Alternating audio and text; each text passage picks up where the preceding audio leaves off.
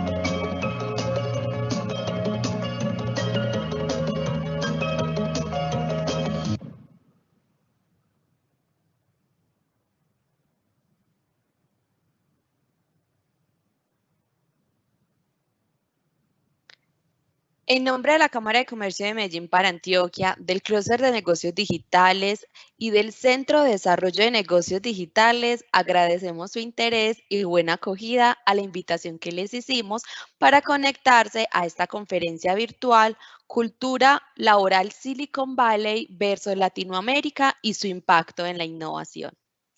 Quiero contarles que a través del Centro de Desarrollo de Negocios Digitales ofrecemos soluciones a retos o necesidades empresariales e institucionales orientados al desarrollo y rentabilidad de negocios soportados y o fundamentado en lo digital. Para conocer en detalle los servicios del centro, los invito a contactarme. Durante la conferencia, los invitamos a realizar sus preguntas por el chat habilitado. Estas serán filtradas y formuladas en el transcurso de la conferencia a nuestro conferencista. La conferencia será grabada, puedes acceder nuevamente y repasar los contenidos. Podrás encontrarla en www.cámaramedellin.com.co. Ten en cuenta que si tienes problemas durante la conferencia con tu conexión a Internet por el alto número de personas usando las redes, podrás verla nuevamente. Con el presente conversatorio vamos a detallar y contrastar la cultura laboral de las principales empresas de Silicon Valley con las empresas de Latinoamérica en asuntos relacionados con ejecución, resultados, talento, trabajo en equipo e innovación. Para ello nos acompaña como conferencista Juan David Trujillo, ingeniero de sistemas de la Universidad de Medellín, con maestría en tecnologías móviles de la Universidad Carnegie Mellon de Estados Unidos. Trabaja desde hace 10 años como ingeniero senior para Google en la sede principal de California. Anteriormente trabajó como ingeniero durante 5 años para el Grupo Bancolombia en el área de investigación de tecnologías. Es inversionista y mentor de 7 startups de Latinoamérica y miembro de la Junta de Silicon Valley Links, entidad que conecta países en desarrollo con el ecosistema Silicon Valley. Gracias, Juan David, por aceptar nuestra invitación. Adelante.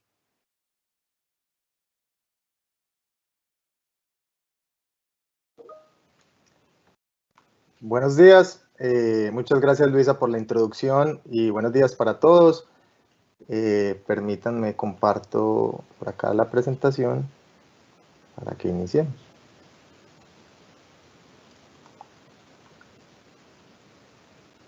¿Me confirman por favor que ya pueden ver los slides? Perfecto, Juan, lo estamos viendo.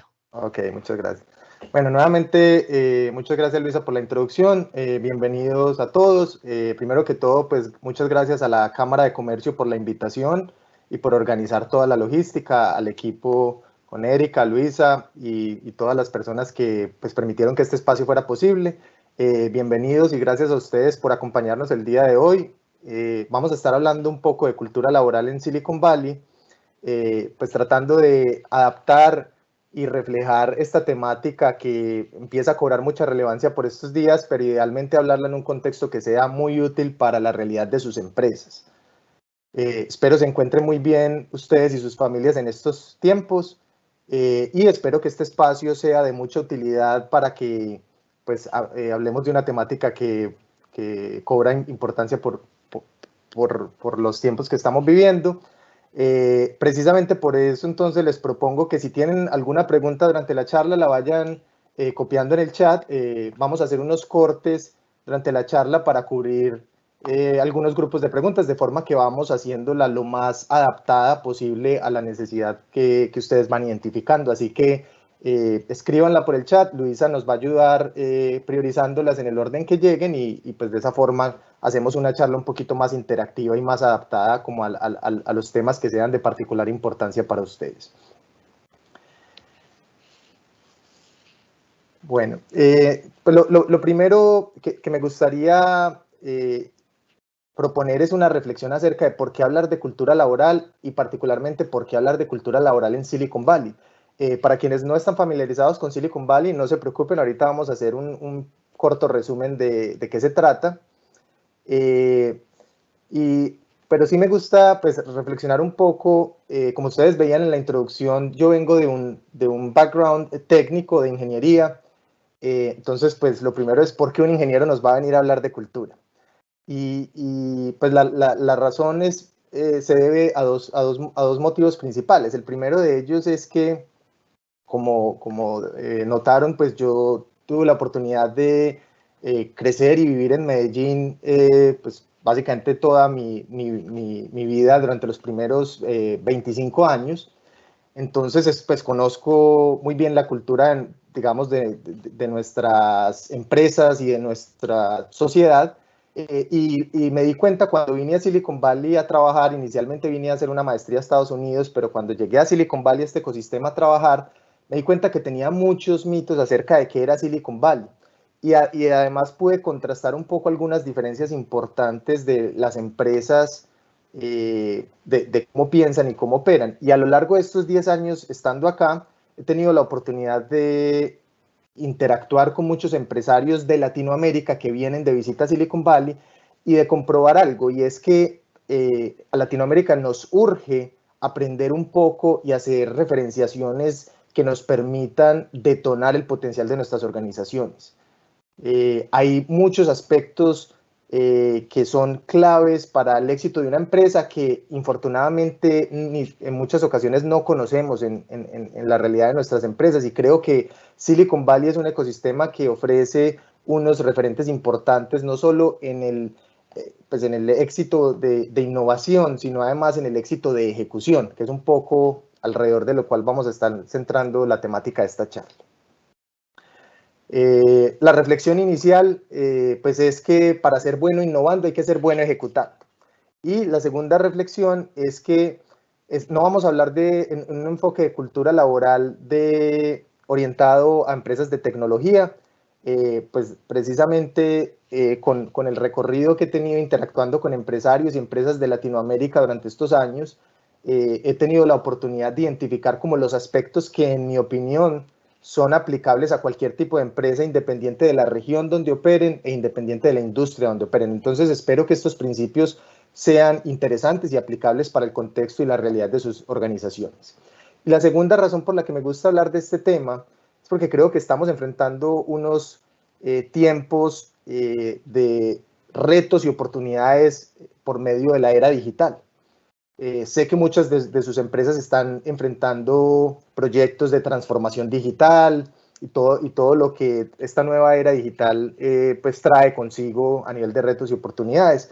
Y pues de alguna forma, en mi opinión, creo que a lo que nos convoca esta era digital es a la intersección de dos mundos, a las personas que estamos en el mundo técnico, en el mundo de tecnología, a aprender un poco más de los aspectos no técnicos, siendo un aspecto fundamental la parte de cultura de las organizaciones, y a las personas que no están en el dominio técnico aprender un poco más de tecnología. Creo que realmente la intersección de las dos es la que lleva a detonar el potencial, a aprovechar las oportunidades que ofrece esta era digital. Y esa es precisamente la razón por la que, pues como mencionaba en la introducción, pues también soy inversionista de empresas en Latinoamérica, de startups, ayudando a emprendedores a que escalen sus proyectos de emprendimiento y se conecten de forma más efectiva con el ecosistema de Silicon Valley. Bueno, pues lo primero aclarar que no estoy hablando en representación de la empresa para la que trabajo. Esto es un punto de vista personal y no está incluso limitado a mi experiencia trabajando en esta compañía. Les voy a hablar más desde la perspectiva del ecosistema Silicon Valley, que abarca muchas otras empresas. Pues ya les voy a contar un poco de qué se trata. Entonces, para quienes de pronto no estén muy familiarizados, ¿qué es Silicon Valley? Quizás lo han escuchado en noticias o en artículos, pero pues iniciemos con una reflexión y un resumen corto acerca de lo que ocurre allí. Silicon Valley es una región geográfica ubicada en el norte del estado de California, cerca de la ciudad de San Francisco, en la bahía de San Francisco, que abarca un grupo de ciudades pequeñas en un área geográfica no muy grande. Inicia por acá con esta ciudad hacia el sur que se llama San José, cubriendo ciudades pequeñas de cerca de 200.000, 300.000 habitantes hasta llegar a la punta de la bahía con la ciudad de San Francisco, en ciudades pues, realmente una pegada de la otra. Lo interesante de Silicon Valley es que por allá en los años 70 da origen a toda la revolución de la computación personal por medio del uso y la adaptación de un componente llamado el silicio o el silicon en inglés, que básicamente desata toda una revolución que lleva pues, a que las personas puedan tener equipos de computación de tamaño reducido, pues, lo que en ese momento representó, por ejemplo, tener computadores personales y pues llegando incluso a lo que hoy conocemos como los smartphones, los laptops y todas estas tecnologías que nos permiten acceder a la tecnología. Entonces, por allá en los 70s se cuña el término de silicon como el silicio, el uso de este componente, y de valley porque es un valle de hecho muy similar al valle de Aburrá en su paisaje y en su geografía. Lo interesante de esta zona es que a pesar de ser una zona de una extensión limitada, estamos hablando de 30 kilómetros de largo por 15 kilómetros de ancho, pues hay una concentración importante de empresas de tecnología, empresas principalmente de base tecnológica que usan la tecnología para escalar sus iniciativas y pues muchas de ellas llegando incluso al alcance mundial. Entonces acá hay empresas como Apple, como Facebook, como Google, como Netflix, como Visa y muchas otras empresas que tienen sus sedes principales acá y precisamente desde acá gestan y expanden sus proyectos a nivel internacional. Otra de las características importantes de esta zona es que es la zona con la mayor cantidad de millonarios y billonarios per cápita del mundo. Entonces, pues algo interesante ocurre acá. Este cúmulo de empresas que mencionaba, donde hay una lista muy larga, además de muchos proyectos nuevos como startups, como puede ser, por ejemplo, Airbnb, que quizás conocen, Uber, que quizás conocen, el mismo Zoom, esta plataforma de videoconferencia, Slack y muchos otros. Pues lo interesante de estas empresas es que tienen una forma muy particular de ejecutar. Entonces, al margen de pues, la misión que tengan y el problema que resuelvan y la escala que lo resuelven, tienen una misión muy particular, una forma muy particular de ejecutar, que en mi opinión, en estos 10 años trabajando acá, conviene referenciar para nuestras empresas en Latinoamérica, porque de alguna forma, contrastando estas dos realidades, creo que tenemos unas oportunidades importantes de aprendizaje para la realidad de nuestras empresas en Latinoamérica y sobre todo unas formas importantes de replantearnos cómo podemos detonar el potencial de nuestras organizaciones. Y es precisamente de lo que vamos a estar hablando hoy. Entonces, quiero pues que iniciemos muy directo como con el contenido de la charla. Como les digo, vamos a hacer unos cortes y pues ahorita les cuento cuál es cada uno. Si se presenta alguna pregunta de algo que ustedes quieran aclarar, la cubrimos en esos cortes, si no al final de la charla podemos dejar unos 10, 15 minutos para que las cubramos. Entonces, vamos a hablar de 3 pilares orientados a la forma en la que ejecutan las empresas en Silicon Valley. Estos principios de cultura no tienen realmente nada que ver con los grandes recursos que tienen las empresas de Silicon Valley, porque son empresas que realmente pues, tienen unos recursos a nivel de pues, ingresos, dinero y todo esto muy, muy importantes, pero nos vamos a aislar de esa parte, nos vamos a enfocar en la parte de cultura, cómo piensan, cómo ejecutan, cómo se organizan. Entonces vamos a hablar de 3 pilares: resultados, talento y equipo, y cómo los consiguen desde Silicon Valley para detonar el potencial de las organizaciones. Entonces, como mencionaba, espero que estos principios sean aplicables a cualquier tipo de empresa.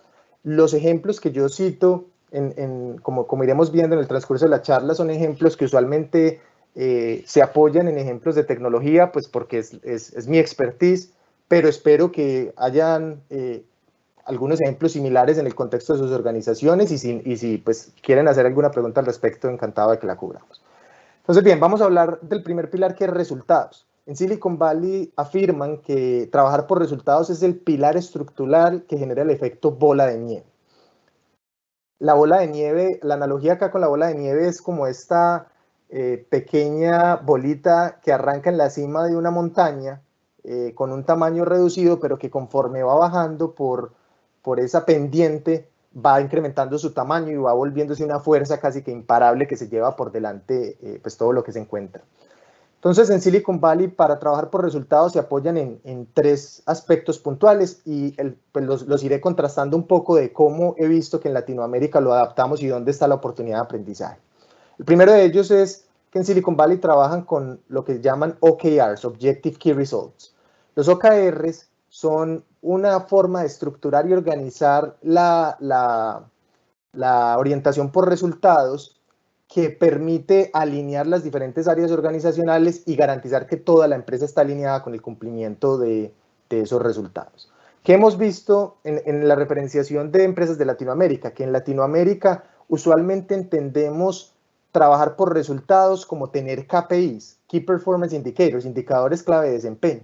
Y los indicadores clave de desempeño son muy necesarios y son importantes, pero suelen ser una reflexión más hacia el pasado, hacia qué hicimos bien, pero no tanto hacia el futuro, y es qué deberíamos estar haciendo. Entonces, de alguna forma se quedan cortos con respecto al cómo, a la estrategia de cómo deberíamos estar organizándonos como empresa hacia el futuro.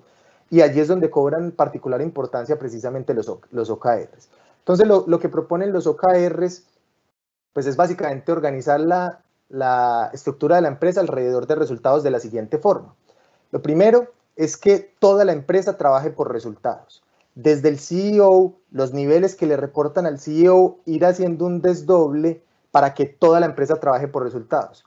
Es una estructura que inicia top-down, donde el CEO, el director de la empresa, propone los objetivos corporativos, inicia top-down hacia abajo, pero se devuelve con una reflexión bottom-up, donde cada uno de los niveles hacia los que desdobla propone cómo desde la realidad de su nivel se puede mapear con los objetivos corporativos para contribuir al logro de esos resultados. El segundo aspecto interesante de los OKRs es que se priorizan. En Silicon Valley dicen que cuando todo es prioritario, nada lo es. Entonces es muy importante, cuando estamos hablando del logro de resultados, identificar cuáles resultados son más importantes que cuáles para saber dónde debemos centrar nuestra atención. El tercer aspecto importante de los OKRs es que tienen responsables asignados en cada uno de los niveles. Esto permite tener mayor trazabilidad y lo que llaman acá accountability, mayor rendición de cuentas de los niveles para entender dónde debemos mejorar y a quién le corresponde liderar esa mejora. Otro aspecto interesante es que se pueden definir resultados que involucran la participación de varias áreas. Esto garantiza que si se le asigna una prioridad a un resultado y hay varias áreas o varios equipos involucrados, ese resultado va a tener la misma prioridad para todos los involucrados. Y esto es muy importante porque a veces en las organizaciones ocurre que cuando se van a dar colaboraciones, para una de las partes esa colaboración es la prioridad más alta, pero para otra es una prioridad no necesariamente alta. Entonces, pues, ¿cómo van a colaborar dos equipos o dos áreas cuando no hay sincronización de prioridades? Otro aspecto interesante es que tienen periodicidad. Los OKRs son un ejercicio que se propone anual y a continuación se parte en trimestres.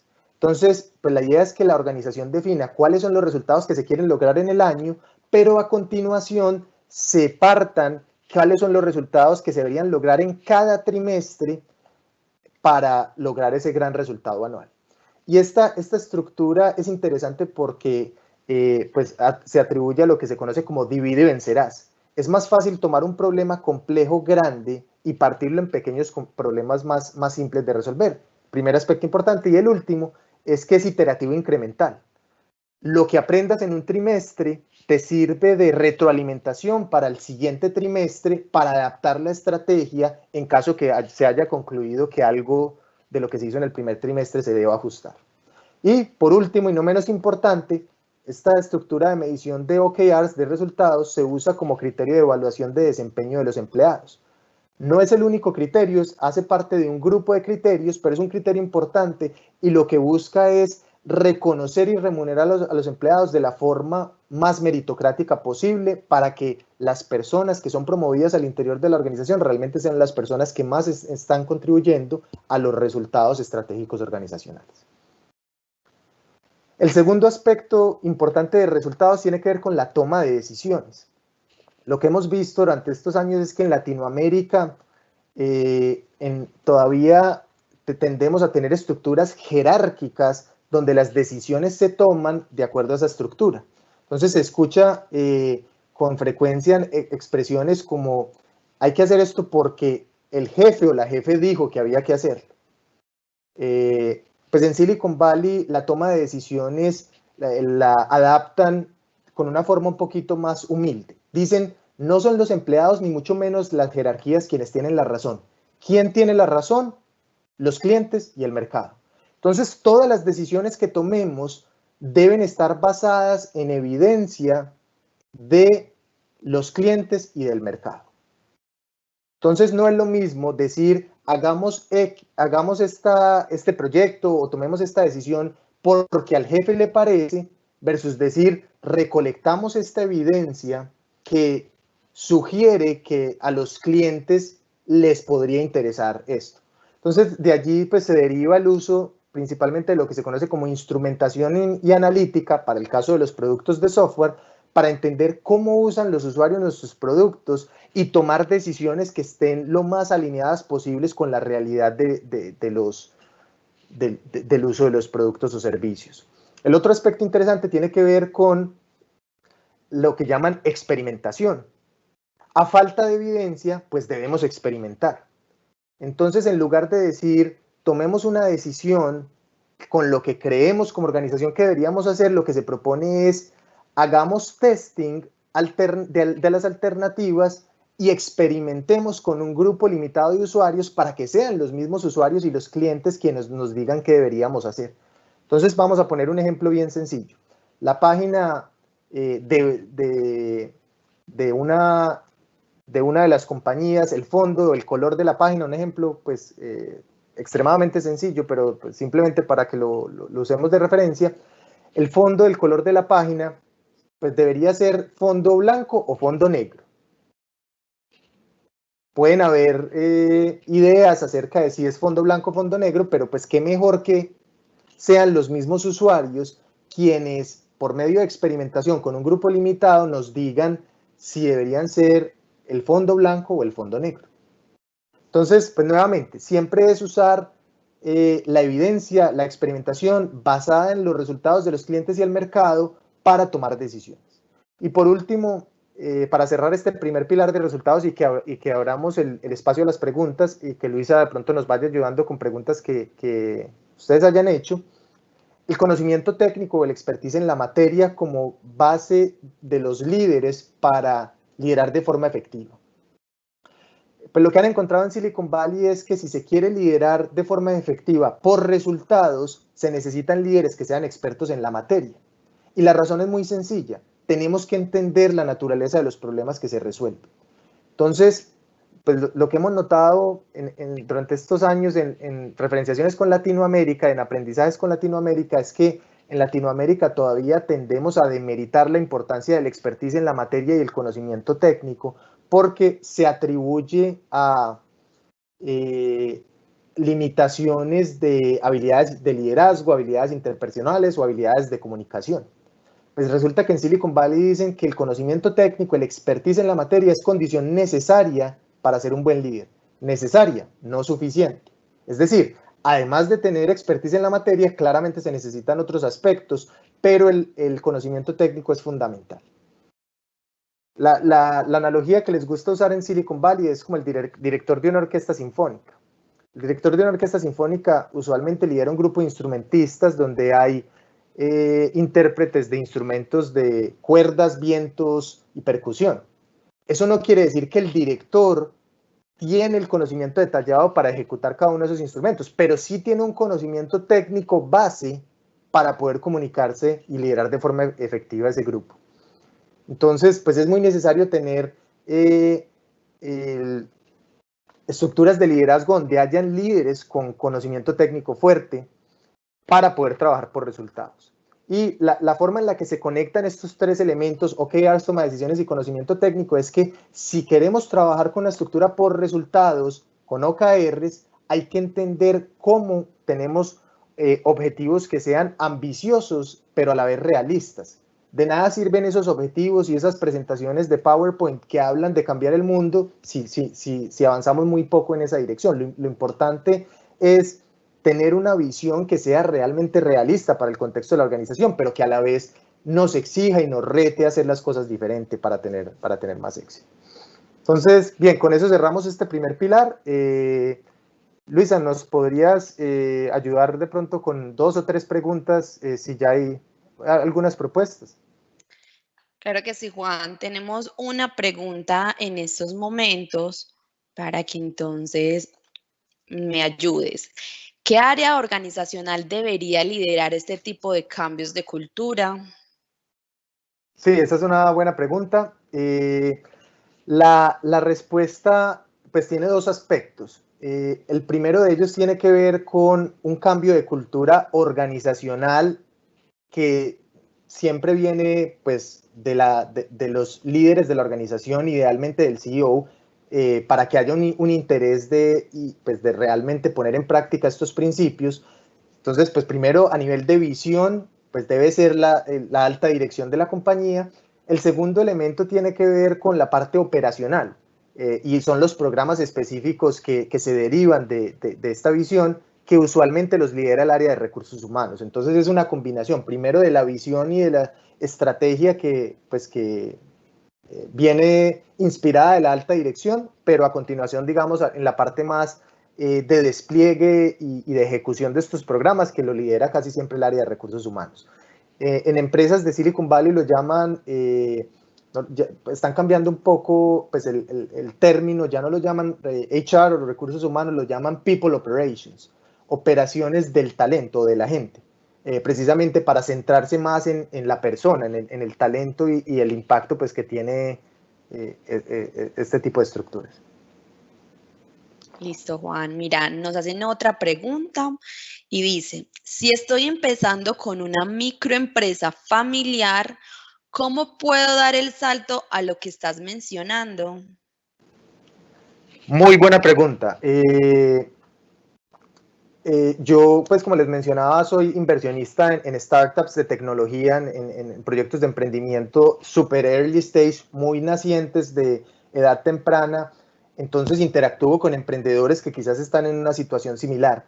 Y yo creo que pues, mi primera recomendación ahí es, lo primero es encontrar lo que se llama product market fit, ¿cierto? Que tu producto realmente resuelva un problema y una necesidad de mercado. Creo que ahí hay que estar primero muy claros y iterar lo más rápido posible alrededor de esto.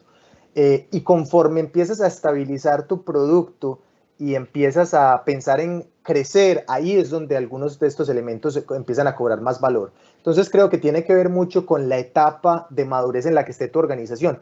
Para una etapa más exploratoria de validación de mercado, quizás la informalidad funciona mejor, pero conforme empiezas a crecer, tú quizás empiezas a contratar personas y a demandar, por ejemplo, logro de resultados de las diferentes personas que contratas, ahí es donde empieza a cobrar mucho más sentido y valor este tipo de estructuras. Entonces, pues creo que la respuesta corta es en una etapa de madurez quizás más adelante, cuando ya hayas tenido algo de validación de mercado y de consolidación de modelo de negocio alrededor de tu producto.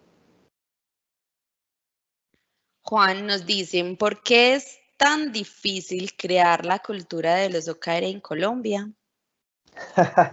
Excelente pregunta.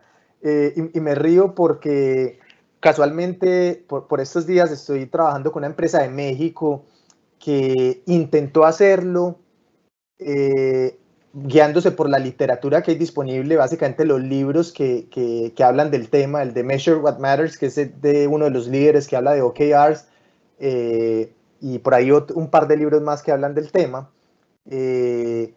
Y lo que me doy cuenta, yo también he leído esos libros, por cierto, lo que me doy cuenta y lo comprobé pues en esta interacción con esta empresa particular, es que los libros ignoran y no profundizan en una serie de elementos que son absolutamente críticos para que funcionen bien los OKRs.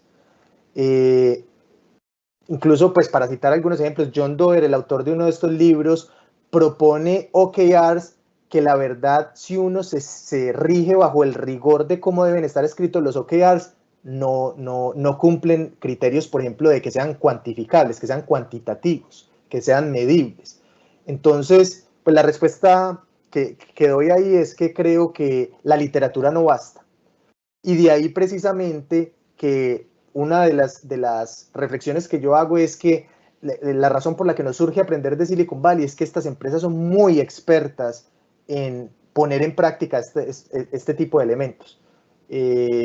Para poner un ejemplo, Google es una empresa que viene haciendo OKRs desde el 98, desde finales del 98, entonces pues tiene más de 20 años de experiencia haciendo esto, pues naturalmente pues entienden muy bien cómo se lleva a la práctica estos elementos. Entonces creo que pues la respuesta, digamos, de más trascendencia es que precisamente nos conviene aprender de este contexto y conectarnos en estos contextos de Silicon Valley para referenciar casos prácticos, porque la teoría, la verdad, es que se queda corta para poder llevar esto al plano un poco más pragmático. Juan, por el momento tenemos solamente estas preguntas. Continuemos. Perfecto. Igual al final de la presentación, si se les ocurre alguna pregunta incluso de temas anteriores, apúntenla por favor y la cubrimos para que dejemos un espacio de preguntas al final. Claro que sí. Bien, el segundo pilar entonces del que vamos a hablar tiene que ver con talento. En Silicon Valley dicen que los resultados extraordinarios requieren ejecución extraordinaria. Y pues la pregunta entonces es, ¿quién ejecuta? Precisamente es el talento ejecuta. Entonces, si hacemos como un desdoble del resultado hacia atrás, pues tenemos el talento, de ahí hacia atrás está la ejecución y de ahí hacia atrás está el talento ejecutando precisamente. Entonces hay una relación ahí directa una correlación directa entre resultados extraordinarios y el talento extraordinario. En Silicon Valley, entonces, lo que proponen es que debemos contar con talento en nuestras organizaciones para detonar el potencial y lograr resultados extraordinarios por medio de básicamente tres caminos. La primera es detectar talento. Lo que hemos notado es que en Latinoamérica, las empresas, sobre todo las empresas más tradicionales, las empresas más grandes, tienen un ego frente al talento importante. Entonces, como que esperan que el talento venga a ellas. Desde la descripción incluso de los procesos de selección, casi que se le dice al candidato o a la candidata, suba su hoja de vida a mi sistema y yo después miro si la reviso o no. En Silicon Valley han encontrado que no hay que esperar que el talento venga a la empresa, hay que ir a buscarlo. Para darles pues como un ejemplo concreto, muchas de estas empresas de Silicon Valley tienen programas de reclutamiento de practicantes incluso en Colombia, donde van y reclutan a estudiantes talentosos para que vengan a hacer la práctica profesional y eventualmente engancharse a trabajar con este tipo de empresas. Entonces creo que la reflexión allí es, si empresas con toda esta cantidad de recursos, con talento casi ilimitado disponible alrededor del mundo, encuentran talento en Colombia, pues imagínense que deberían estar pensando nuestras empresas. Y van y lo buscan, ¿no? Entonces, creo que habla un poco también acerca de una reflexión de humildad de, pues si quieres contar con el mejor talento, tienes que ir a buscarlo. Y la segunda reflexión que hacen en Silicon Valley es bien interesante y tiene que ver con la concepción de talento. Lo que han encontrado en Silicon Valley es que el talento no siempre tiene la figura que tradicionalmente hemos considerado acerca de talento, es decir, una persona que tiene un título universitario de una universidad top de la región o que tiene cierta formación académica.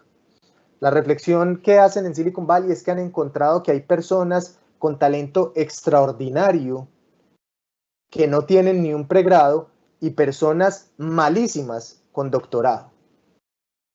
Entonces, pues primero es replantear un poco la concepción que tenemos de talento y es, se puede tener talento extraordinario sin necesidad de un título. Es decir, cierto, y eso nos lleva pues a concluir que un título no es garantía de talento, pero que lo importante es entonces enfocarnos en cómo detectar talento. Es decir, ir a fuentes donde haya talento, como pueden ser universidades, en el caso de tecnología, como pueden ser proyectos open source, donde hay personas contribuyentes que tienen gran talento a nivel de tecnología, y pues asumir que no siempre el talento está disponible en el área geográfica donde operamos. Y creo que lo que nos ha demostrado también la pandemia es que también se puede trabajar remoto. Puede que no sea en todos los casos la solución ideal, pero también hay alternativas para contratar talento por fuera de nuestra región geográfica. Si tu empresa está en Medellín, ¿por qué únicamente debe contratar talento que está disponible en Medellín? Quizás hay talento disponible en otras ciudades de Colombia o incluso en otros países de Latinoamérica. Entonces creo que pues, lo que están habilitando también estas nuevas tecnologías es una concepción diferente de talento que abre las puertas a lo que tradicionalmente habíamos entendido por talento. El segundo aspecto entonces tiene que ver con contratación de talento. Si no nos vamos a guiar necesariamente por una hoja de vida, pues entonces, ¿qué deberíamos usar como criterio de contratación de talento? Y lo que hemos visto en nuestra referenciación de empresas en Latinoamérica es que a la hora de contratar talento, esta decisión se le delega al área de recursos humanos. Y no tiene nada de malo que participe recursos humanos. El problema es cuando solo participa recursos humanos. La razón es que pues, una persona que trabaja en el área de recursos humanos usualmente tiene una formación en áreas más de humanidades, ¿no? Entonces, pues pedirle a una persona que recluta para un rol, por ejemplo, de ingeniería, es muy difícil porque esta persona no necesariamente tiene el entendimiento de las competencias técnicas que se pueden necesitar para un ingeniero. Entonces, pues esto lleva en ocasiones a que nuestras empresas en Latinoamérica seleccionen talento basado en lo que las personas expresan en su hoja de vida. Pues lo que han encontrado en Silicon Valley es que, sorpresa, las personas exageran o en ocasiones mienten en su hoja de vida. Entonces, usar la hoja de vida como criterio para selección de talento es una mala decisión. ¿Qué hacen entonces? Procesos de selección de talento donde se incluyan entrevistas que miden competencias técnicas. Entonces, para poner un ejemplo concreto, si estamos entrevistando para un rol de ingeniería, medir competencias de ingeniería para pues, garantizar que ese talento sí tiene las competencias. Y como mencionaba, pues esto nos va a permitir entender si la persona, a pesar de quizás no tener un pregrado o un diploma, pues pueda tener un gran talento que le pueda contribuir a la organización. Y el otro aspecto interesante de este proceso de entrevistas que miden competencias técnicas es que por medio de la evaluación de competencias técnicas se detectan competencias no técnicas. Competencias, por ejemplo, como de habilidades de comunicación o habilidades de liderazgo, de trabajo en equipo. Porque cuando tú estás entrevistando a un candidato y le asignas un problema de naturaleza técnica, si es un problema complejo, pues usualmente el candidato te va a tener que explicar cómo lo resolvería. Y esto de entrada ya permite ver un caso práctico de competencias y habilidades de comunicación. El otro aspecto es que si el problema es un problema de naturaleza compleja, usualmente hay ambigüedad en el problema. Esto va a demandar que el candidato o la candidata tengan que hacer preguntas para aclarar las condiciones del problema. Y eso habla de trabajo en equipo. Habilidades de comunicación para aprovechar las fortalezas que puede tener otro miembro del equipo y construir una solución bajo esas condiciones. Entonces, nuevamente, pues por medio de la evaluación de competencias técnicas se logra realmente detectar talento de forma efectiva. Y por último, el aspecto de retención de talento. Pues en Silicon Valley lo que han encontrado es que si usted quiere tener talento, pues es muy importante retenerlo, porque de nada sirve contratar un talento que sea ideal para la organización, pero que se está yendo de la organización con cierta frecuencia. Por ejemplo, si contratas personas talentosas, pero a los 3 meses se van de la organización, pues realmente no se está logrando el objetivo. Entonces, pues, ¿qué hemos notado? Que en Latinoamérica tenemos estructuras de retención de talento que apuntan a veces al desarrollo profesional y las promociones bajo 2 criterios que no son ideales. La primera es la promoción de talento por lo que llaman la promoción por antigüedad, donde se le promueve a una persona para que crezca en roles, responsabilidades y compensación al cabo de cierto tiempo desempeñando una labor, porque se asume pues, que la antigüedad es sinónimo de impacto. Pero pues resulta que no siempre es así. Hay personas que pueden llevar una década desempeñando una función y no estar teniendo un impacto muy significativo frente a personas que pueden llevar poco tiempo, pero son capaces de materializar un impacto y una contribución en cuanto a logro de resultados para la organización mucho más efectiva. El otro aspecto de promoción y de crecimiento profesional para retener empleados que usamos en las empresas en Latinoamérica es el tema de promoción por vacante, donde se postula una vacante y de un pool de candidatos se selecciona al vacante, a la persona que se considera que es la ideal para esa vacante. El problema de ese modelo es que se postula una vacante y puedes tener 4 o 5 candidatos que son muy adecuados para recibir la promoción a esa vacante. Pero solo le das la promoción a uno, solo le estás permitiendo la opción de crecer profesionalmente a una persona. Pues, ¿qué pasa entonces con las otras personas? Entonces, esa es la razón por la que en Silicon Valley manejan un proceso de promoción, de crecimiento profesional totalmente individualizado, asociado al cumplimiento de resultados. Eso quiere decir entonces que a las personas se le promueve no por medio de procesos donde se mide la antigüedad ni vacantes, sino por el logro de resultados basado en el impacto que están teniendo en el logro de resultados para la organización. Esto garantiza entonces que, pues, si la persona está contribuyendo de forma medible y directa al cumplimiento de resultados de la organización, pues entonces la organización se beneficie primero de esa contribución y a continuación pues pueda tener un esquema autosostenible para poder recompensar y tener modelos sostenibles en cuanto a la remuneración para los empleados. Bien, y ya con esto entonces pasamos al tercer pilar. Luisa, no sé si... Juan, sí tenemos preguntas para que vamos entonces respondiendo. Nos dicen, en la búsqueda de talento, ¿qué consideras que hacen diferente precisamente para llegar a ese talento? Muy buena pregunta. Yo creo que, pues, vuelvo un poco a las ideas de la parte inicial, y es primero no esperar a que el talento venga a la organización, sino que ir a buscarlo.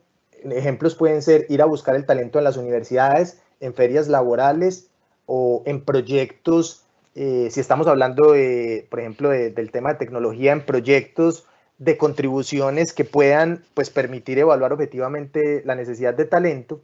Esa es una importante. Y la segunda también es usar la red actual de talento que tienes en tu organización, lo que se conoce como referidos. Usualmente la gente competente conoce más gente competente. Entonces, pues también es buena idea apoyarse en el talento que ya tienes en la organización para que pues, invite a otras personas talentosas a que hagan parte de la organización.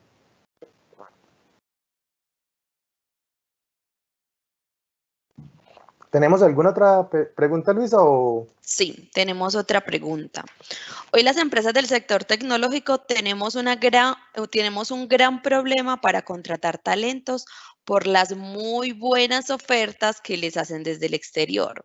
¿Qué consideras que debemos hacer para minimizar esta amenaza?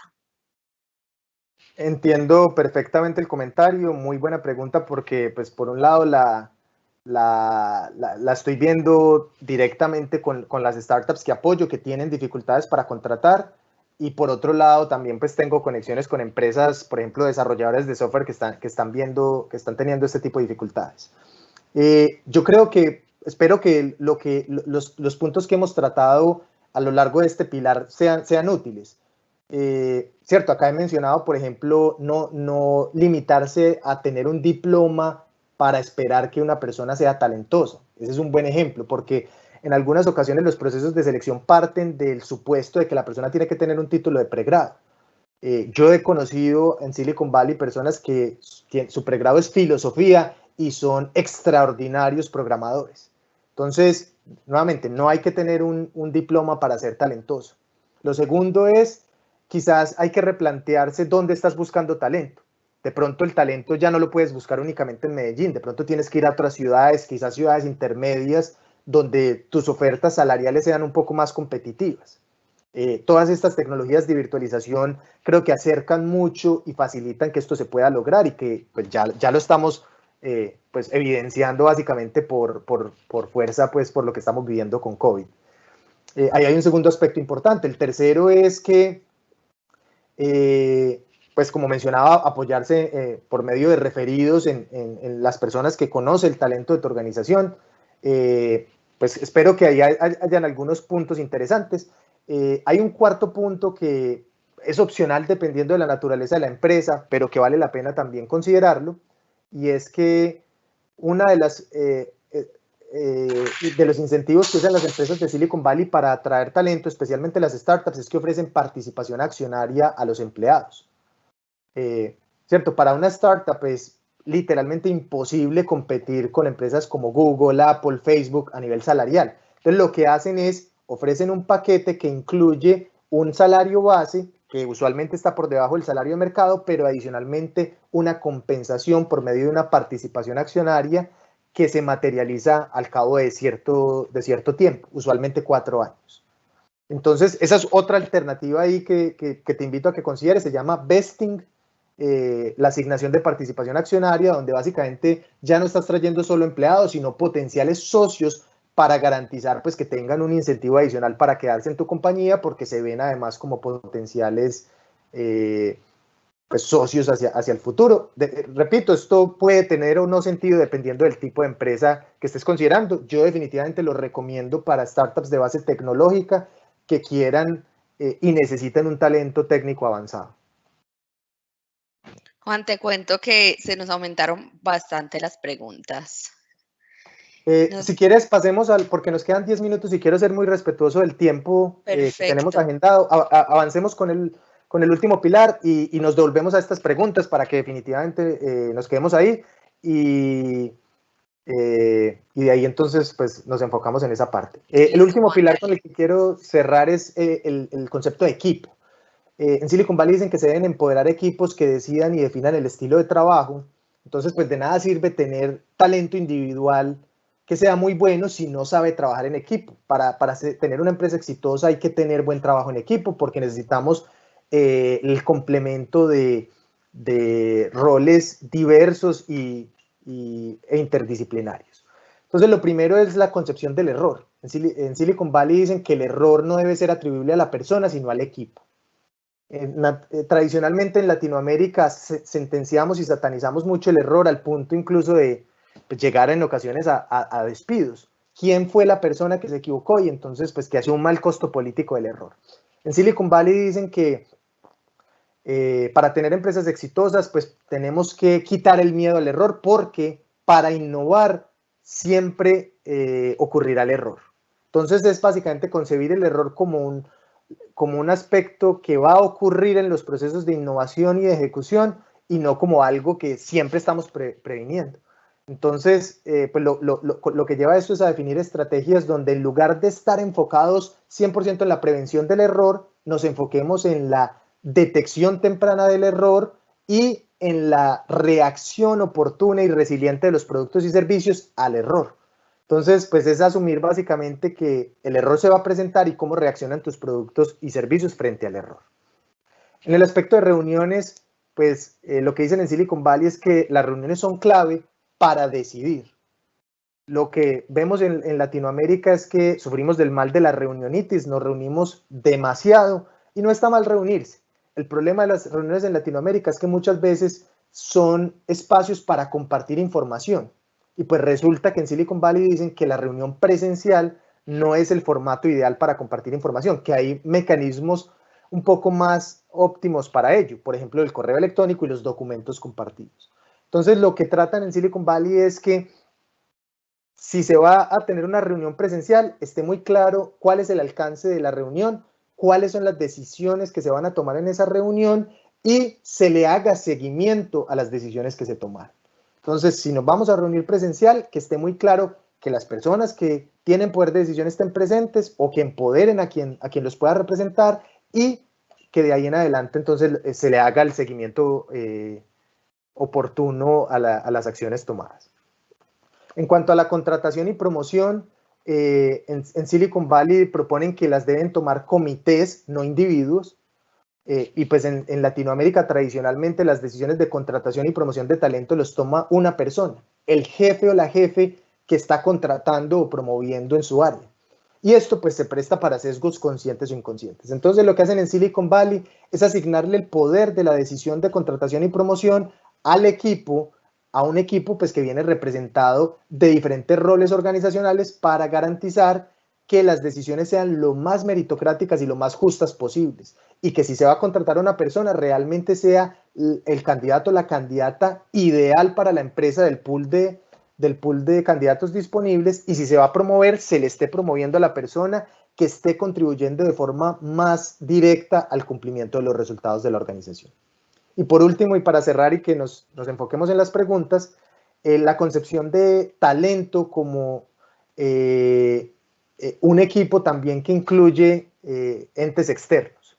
Esto entonces lleva a la empresa grande a colaborar de forma efectiva con la empresa pequeña o startups y a entender que realmente no pueden asumir que tienen todas las respuestas por más exitosos que sean como empresa grande, que hay mucho que aprender de las empresas pequeñas, las empresas como startups o empresas nacientes como las que mencionaban en una pregunta anterior y que esa colaboración permite realmente aprovechar las fortalezas de cada uno. Entonces, pues eso es parte de lo que incentivo mucho como inversionista además en startups y es que pues me gusta servir como puente entre colaboraciones de empresas tradicionales y startups y pues tengo un pool de inversiones en diferentes verticales que van desde fintech, insurtech, cybertech, edtech, donde busco precisamente generar esas colaboraciones para que pues, tanto la empresa grande como las startups obtengan lo mejor de esos espacios.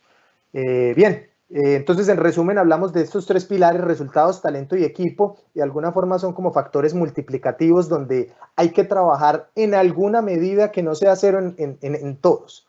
Obviamente, pues los recursos en ocasiones impedirán trabajar de forma significativa en todos, pero la idea es que ninguno de ellos puede ser cero. No se puede decir, no me interesa trabajar con resultados, solo me interesa trabajar en talento y equipo, pues porque si uno de esos factores es cero, el resultado de cultura será cero. Realmente se necesita del complemento de todas ellas. Y acá les dejo 3 referencias para que profundicen si consideran que estos temas que tocamos son atractivos. Pues naturalmente un espacio de 1 hora es muy corto para un tema tan extenso, pero ahí les dejo un libro que se llama Secretos de Silicon Valley, que es muy interesante y está en español. El Valle de los Tercos, que es un podcast que habla de la experiencia principalmente de los emprendedores latinoamericanos en Silicon Valley y de cómo ellos van sorteando y se conectan de forma efectiva con este ecosistema, precisamente contrastando muchos elementos de cultura para pues, detonar el potencial de sus proyectos, y un libro que habla de la experiencia de el vicepresidente de Recursos Humanos para Google durante una década, que comparte mucho de los temas que tratamos con evidencia un poquito más formal de estudios que desarrollaron pues con investigaciones y con evidencia muy bien sustentada. Y perfecto, si les parece bien, entonces pasemos al resto de preguntas, Luisa. Listo, Juan. Bueno, ¿qué criterios con qué criterios asignan las remuneraciones económicas o salarios del personal y si existe algún estándar para ello y qué tipos de contratos laborales se manejan? Sí, eso es una muy buena pregunta. Una de las, primero, pues depende del tipo de empresa. Si estamos hablando de una empresa grande, estructurada, tipo Apple, Facebook, Google, versus una startup, que es un proyecto más experimental que está tratando de validar una solución a un problema. Entonces, me voy a inclinar primero en la empresa más grande, que asumo que es lo que puede ser de mayor interés para quienes están escuchando la charla. Sí, está muy bien identificada esa estructura, no solo de roles, sino además de los niveles. Entonces, una de las cosas interesantes cuando uno llega a una empresa en Silicon Valley es que te muestran el rol que desempeñas y te muestran las expectativas a nivel de desempeño y resultados de cada nivel. Entonces, no solo está predeterminado cuáles son las expectativas a nivel de qué debes hacer, qué influencia debes tener, qué aspectos de liderazgo y qué aspectos de impacto y resultados, sino que además ya tienen unos rangos salariales preasignados. Entonces, esto permite precisamente establecer, saber que en un nivel se paga un rango salarial, en otro nivel otro rango, pues que cuando hablo de rango es porque está sujeto de todas maneras a la evaluación de desempeño de cada rol, pero sí, están predeterminados, están identificados y de esa forma pues está muy claro que si un empleado quiere desarrollarse también y crecer salarialmente, pues lo que tiene que hacer es básicamente ser promovido y lograr resultados de impacto que beneficien a la organización. Juan, ¿qué técnicas o alternativas de retención de personal recomienda en empresas pymes? Sí, es una pregunta compleja porque pues asumo que cuando dices pymes, pues el contraste que estás haciendo es de pronto versus una empresa más grande que pueda ofrecer una mayor compensación económica.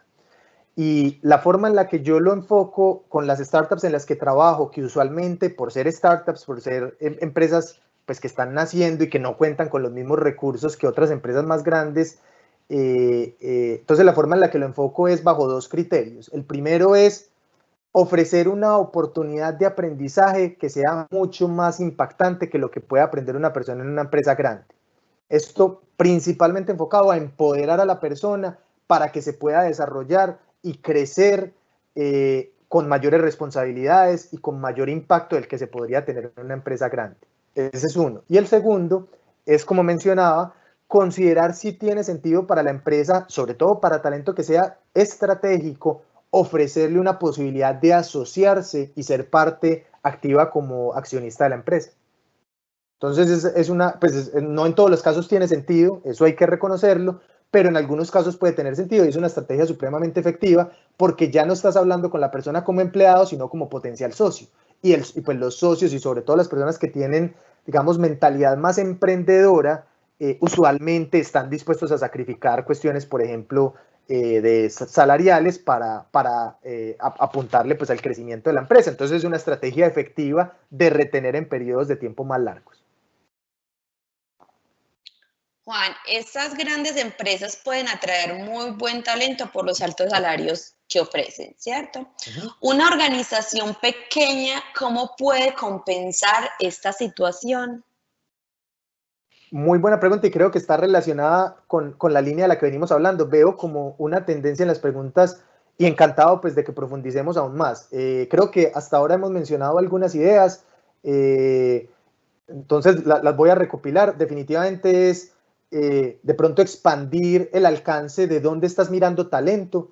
Quizás es difícil ser competitivo en una ciudad como Medellín, pero si consideras otras ciudades alternativas intermedias, como por ejemplo el eje cafetero, de pronto eso te permite ser más competitivo a nivel salarial y las tecnologías pues puede que lo permitan. Naturalmente habrán cierto tipo de empresas donde el trabajo remoto no aplique o no sea viable, entonces hay pues que entender la naturaleza de cada empresa. Esa es una. La segunda es qué tipo de filtros estás usando para seleccionar talento. De pronto, si estás poniendo un filtro que tiene que tener un diploma específico, pues de pronto ahí te estás limitando el pool de talento al que podrías acceder, porque como mencionábamos, hay personas con talento extraordinario que no necesariamente tienen un pregrado. O lo con, ¿cierto? Entonces es como interesante reflexionar alrededor de eso. Lo tercero, ofrecerle posibilidades de aprendizaje y crecimiento profesional, que no necesariamente es salario a las personas, mayores responsabilidades, roles de liderazgo que estén más alineados con las expectativas de la persona, roles de poder, por ejemplo, tener mayor impacto. Entonces creo que también viene muy al plano de entender cuáles son las expectativas de la persona para empoderarlo y ofrecerle la posibilidad de que tenga de pronto posibilidad de poner en práctica cosas que en una empresa más grande no tendría de pronto el espacio para hacerlo. Y por último, como complemento, como mencionaba, evaluar si puede tener sentido también considerar aspectos de verlo más allá de empleado, como también un socio estratégico bajo modelos de compensación flexible como bonos y participación accionaria. Juan nos pregunta cómo se retienen las personas con talento de las nuevas generaciones, millennial, centennial, que se entienden que no son constantes en los trabajos. Sí, esto es un reto, claramente, y creo que para las empresas, incluso las grandes, no está siendo fácil pues entender como un poco qué buscan estas nuevas generaciones.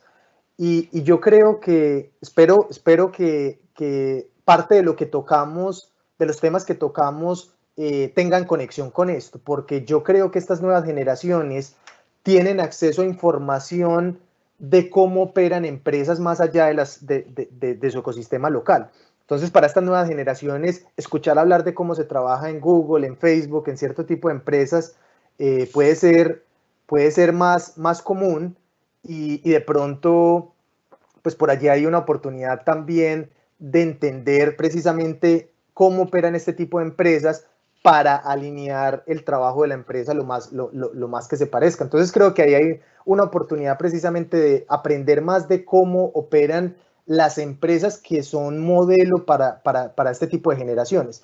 Y noten ustedes que yo acá no mencioné absolutamente nada que tenga que ver con perks o los beneficios para los empleados. No hablamos de lisaderos, no hablamos de comida gratuita, no hablamos de pues estas cosas que a veces ponen la noticia. No hablamos de videojuegos, no hablamos de una serie de cosas, hablamos fue de cultura. Pero yo creo que en el fondo estas nuevas generaciones se identifican mucho con este modelo de trabajo, con modelos de trabajo más meritocráticos, con modelos de trabajo de mayor empoderamiento donde la persona tenga la posibilidad de desarrollarse y crecer, y modelos de trabajo donde haya más espacio para la innovación. Creo que a estas nuevas generaciones no les gusta que le digan esto es lo que usted hace y hágalo así porque el proceso dice o porque yo le digo porque soy el jefe. Estas nuevas generaciones quieren poder pensar, quieren poder reflexionar más y contribuir y tener más impacto. Entonces, espero que las temáticas que tratamos en esta charla pues sean un abrebocas para pues, la necesidad precisamente que tienen nuestras empresas de continuar aprendiendo estos modelos que básicamente se van a volver los modelos estándar en unos años y los modelos bajo los cuales esperan operar los empleados de estas nuevas generaciones. Juan, pues acá hay muchas personas que quieren que podamos tener como un segundo espacio donde podamos enfocar en temas, por ejemplo, como promoción basada en los resultados, o sea, que hablar un poco más sobre estos temas. Por tiempos nos es complejo en estos momentos profundizar, pero podemos hacer con Juan un segundo espacio donde hablemos más sobre estos temas que en estos momentos para ustedes han sido muy importantes. Por ejemplo, hay preguntas como cambiar estos paradigmas empresariales desde la universidad. Temas como estos. También alguien te saluda que trabajó contigo en Bancolombia, se llama Juan Fernando Meneses, y nos pregunta cómo haces en los cruces, cómo hace cruce lo que viene, sobre todo el primer tema, hablando con el agilismo de las organizaciones. O sea, se está remontando al primer tema que hablaste sobre el tema de agilismo. Toda la información, por ejemplo, de los libros, Juan, si quiere nos recuerda los tres libros, 2 libros y un podcast que nos recomendaste, que por acá nos están preguntando, para que demos por finalizado la conferencia del día de hoy. Sí, muchas gracias Luisa. Hola Juan Fernando, un gusto saludarte. Muchas gracias por esta recopilación. Yo pues creo que Este era un abrebocas simplemente y pues encantado de que busquemos un segundo espacio a través de la Cámara de Comercio si consideran que estas temáticas les aportan y tienen preguntas puntuales. Mi interés con esto es precisamente eso, generar esa duda y dejarles a ustedes la pregunta, pues, ¿tiene sentido continuar aprendiendo de esto? En mi opinión personal sí, pero pues creo que ustedes también con sus preguntas de alguna forma están ayudándonos a identificar esto con mayor claridad. Entonces, encantados pues que busquemos esos otros espacios más dedicados de pronto a cubrir preguntas puntuales y temáticas puntuales. Y pues coordinamos por medio de Luisa y el equipo de la Cámara de Comercio, entonces, y nos pues buscamos un espacio dedicado. Muchas gracias a todos por la asistencia, por la atención. Espero pues haberles generado ahí alguna semilla y ahí les dejo de todas maneras en la grabación, les queda de referencia pues estas referencias adicionales. Si me quieren agregar en LinkedIn o en Twitter, estoy por ahí disponible y pues que continuemos hablando de estas temáticas. Claro que sí, Juan. Igual nos pueden dejar en los comentarios qué otros temas quieren saber acerca de la cultura en Silicon Valley, que para nosotros pues también es una gran ayuda y que estos temas sean de gran interés para ustedes. Entonces, muchas gracias a Juan por acompañarnos. Agradecemos a todas las personas que se conectaron y participaron en este espacio, pues que esto sea de gran utilidad para ustedes. En estos momentos están viendo en pantalla como la agenda que tenemos en formación y también mis datos para que me contacten si necesitan algún apoyo desde el Centro de Desarrollo de Negocios y con mucho gusto estaría entonces para atenderlos. Gracias a todos y feliz tarde.